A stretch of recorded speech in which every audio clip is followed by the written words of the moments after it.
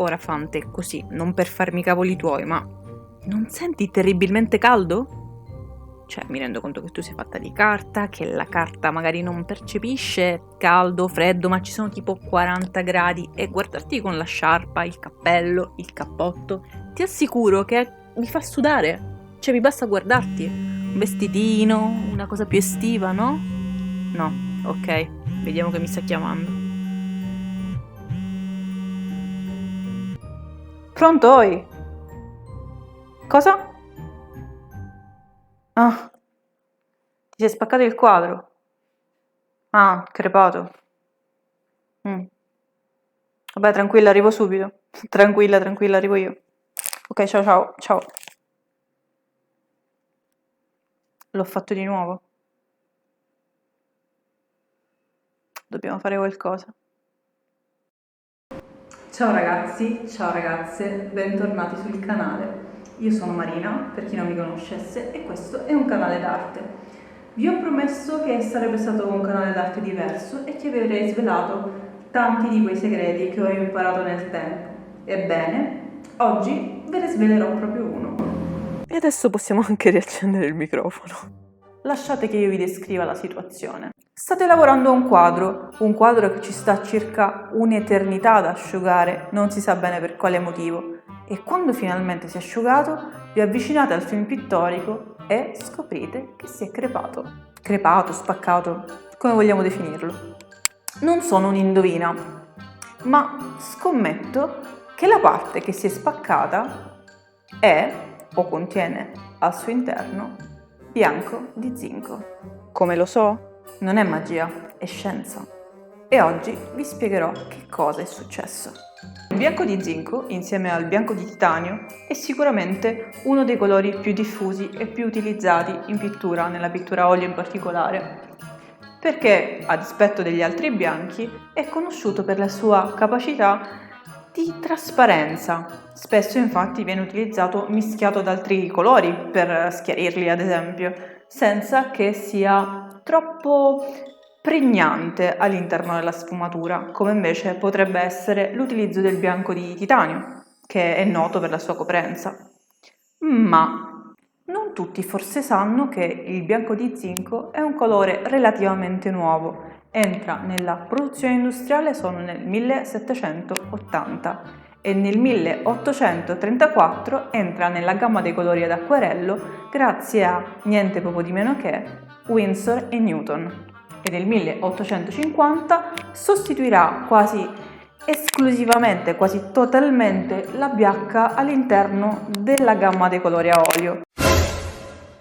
L'ossido di zinco si può ottenere in due modi, o con il metodo francese, che consiste nell'arrostire o lo zinco puro o i rottami di zinco tramite una riduzione con il carbonio e quindi riossidazione, o con il metodo americano che invece per via umida fa assorbire allo zinco gli idrossidi e i carbonati che poi porteranno alla calcificazione e quindi alla realizzazione dell'ossido di zinco. Quello che forse ci sfugge è che gli studi di Helios del 1946 dimostrano che il pigmento bianco di zinco è conosciuto per subire processi di saponificazione. Essendo un metallo anfodero e avendo un pH che varia da 7 a 7,5, può reagire formando saponi basici con un qualunque legante acido. E per l'appunto gli oli da pittura sono leganti acidi, compreso quello contenuto all'interno del tubetto. Una volta steso il film pittorico, agendo con tutto ciò con cui entra a contatto, nella parte interna dello strato pittorico si formano questi grumi, che sono conosciuti come seeds, che vanno a creare delle spaccature del film pittorico. Lo so cosa state per chiedermi. Mi state per chiedere, ma ci stai dicendo che questa è una cosa inevitabile? Cioè che non c'è rimedio a questa cosa? Sedetevi un momento, ragazzi. Questa domanda se la sono posta tanti pittori nella storia, tant'è che addirittura è stato fatto uno studio scientifico su questa cosa. Fior di scienziati si sono interrogati per cercare di capire se ci fosse un modo o un motivo, qualcosa che impedisse o che addirittura causasse la rottura del pigmento di zinco.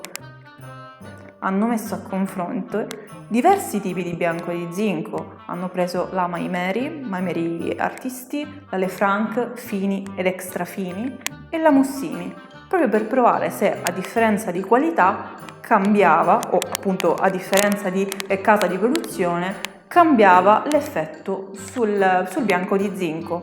Sul sito di Archeomatica si trova ad oggi ancora lo studio effettuato sul bianco di zinco, ma io brevemente vi darò le conclusioni che sono state tratte. È stato dimostrato, vi faccio già uno spoiler, che il bianco di zinco si crepa in tutti i casi, con tutte le marche e con tutte le qualità che vogliamo. Però ci sono delle differenze. Ad esempio, è stato notato che il My Mary è stato quello che ha presentato più crepature, allo stesso tempo era quello con il tempo di asciugatura inferiore rispetto a tutti gli altri. Il bianco di zinco della Lefranc invece, che era quello appunto con un tempo di asciugatura maggiore di tutti, era quello che presentava meno crepature. Questo cosa ci insegna? Che il bianco di zinco sì, è vero, non c'è un'occasione in cui non si creperà, non può succedere che non si crepi, però,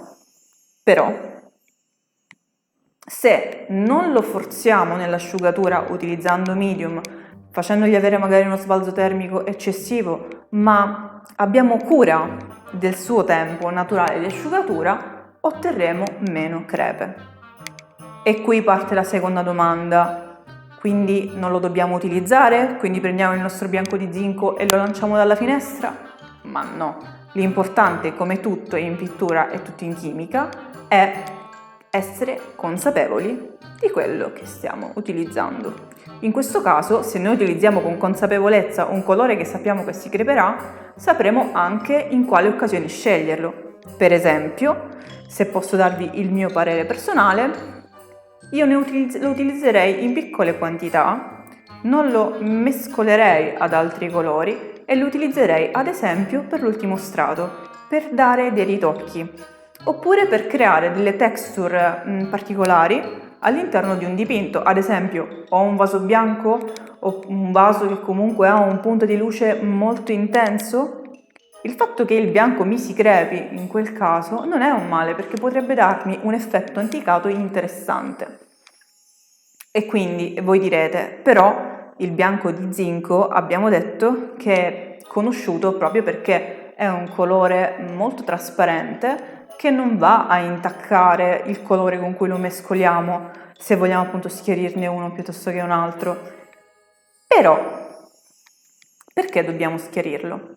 Il bianco in generale è un colore molto particolare. Fior di coloristi ne hanno parlato nella storia da Rubens a Tiziano, dicendo appunto che è quasi preferibile non utilizzarlo all'interno di un dipinto, come anche il nero.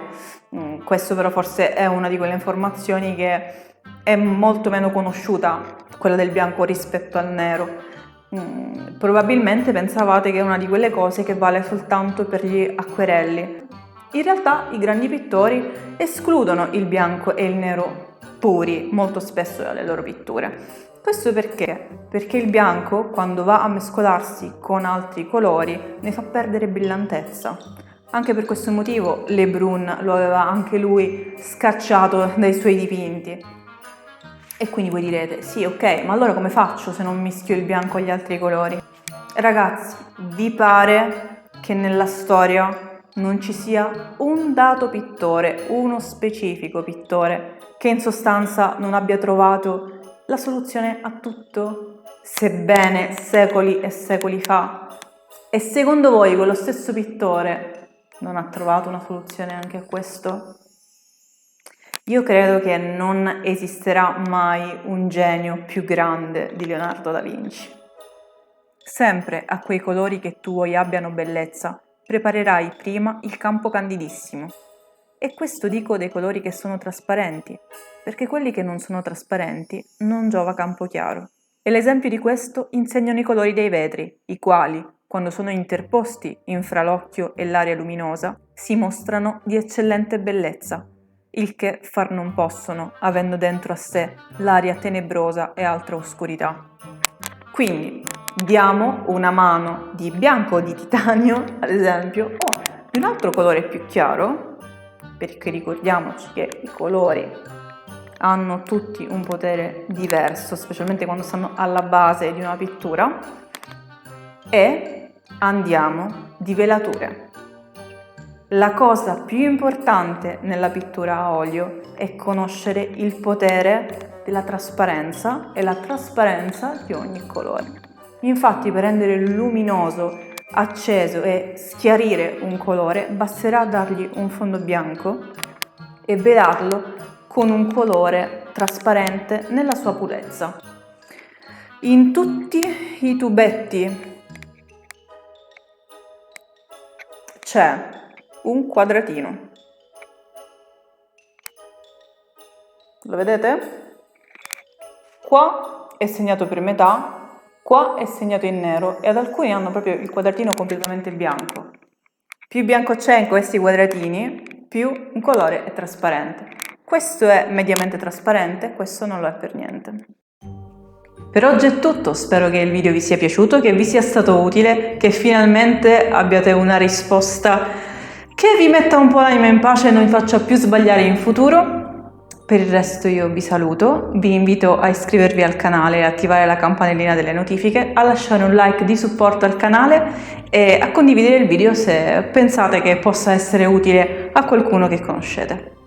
Io vi mando un grande bacio e ci vediamo presto nel prossimo video. Ciao! Se invece trovi preziosi i miei consigli e vuoi contribuire attivamente al canale, puoi offrirmi un caffè virtuale su Ko-fi, trovi il link nella descrizione. E se non sei ancora stanco, ti lascio qui l'ultimo video. Ciao!